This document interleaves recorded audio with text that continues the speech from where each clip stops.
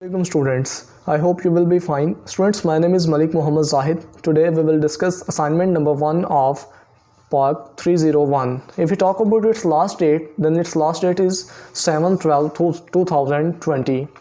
First question of this assignment is, how did Sir Syed Ahmad Khan manage to create cordial relations between the Muslims and the British? Justify your answer with at least 5 points. Sir Syed Ahmad Khan ने किस तरह मुसलमानों और बरतानिया के लोगों के दरमियान अच्छे ताल्लुकात कायम किए? Sir Syed Ahmad Khan managed to create cordial relation between the Muslims and the British with the following steps. Sir Syed Ahmad Khan ने इन इक़दामात के ज़रिए मुसलमानों और बरतानिया के लोगों के दरमियान अच्छे ताल्लुकात कायम किए. He induced them to get jobs and other facilities under the new government. उन्होंने मुलाजमतों और दूसरी सहूलियात के ज़रिए मुसलमानों की हौसला अफजाई की. Second point is, sir Syed Ahmad Khan established the MAO college for making the educational system better for the Muslims to compete with circumstances. Sir Syed Ahmad Khan ने MAO कॉलेज कायम किया ताकि मुसलमानों के तालीमी निज़ाम को अच्छा किया जा सके और वो मौजूदा हालात का सामना कर सकें. Number 3 is to motivate the Muslims to learn western education. उन्होंने मुसलमानों की हौसला अफजाई की कि वो मगरबी तलीम हासिल कर सकें.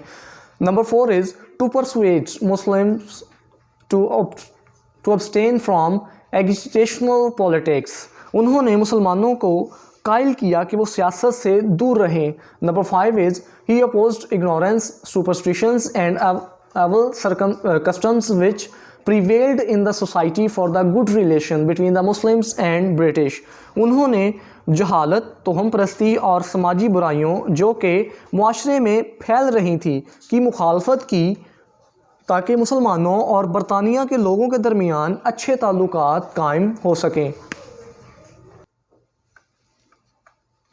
Number 6 is he created an atmosphere of mutual understanding between the British government and Muslims. उन्होंने मुसलमानों और बरतानवी हुकूमत के दरमियान बाहमी समझ बूझ की फ़िज़ा कायम की. Point number 7, he removed the state of tension between the Muslims and the British through its his vital role. उन्होंने मुसलमानों और बरतानवी हुकूमत के दरमियान परेशानियों को अपने आला किरदार के ज़रिए ख़त्म किया. Our second question is, why did the Muslims of subcontinent start a movement to support Urdu in the 18th century? Justify your answer with at least 5 points. Muslims of the subcontinent started movement to support Urdu in 18th century due to the following reason.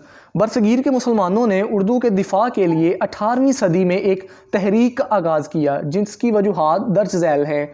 Urdu was thought to be a symbol of Muslims heritage and as the language of Muslims intellectual and political class. Urdu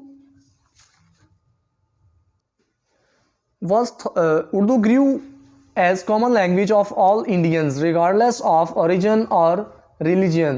But in 1867, the Banarsi Hindus started campaign to replace Urdu by Hindi. Urdu एक आम ज़ुबान के तौर पर उजागर हुई बग़ैर किसी मज़हब और ख़िता के फ़र्क के. लेकिन 1867 में बनारसी हिंदुओं ने उर्दू को हिंदी से तब्दील करने की कोशिश की.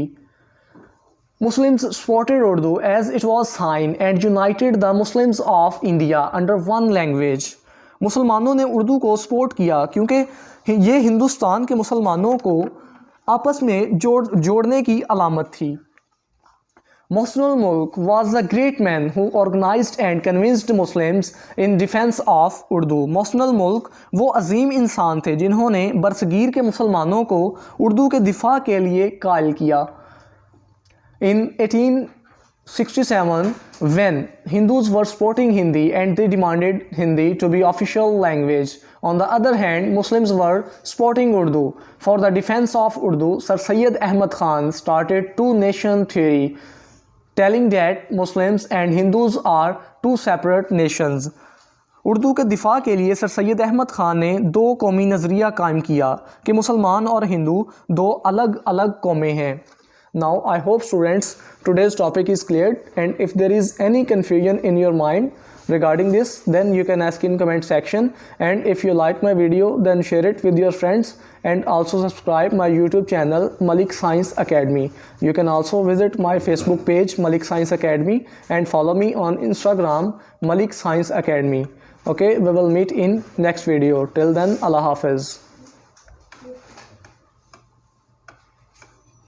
तुम्हारे पास में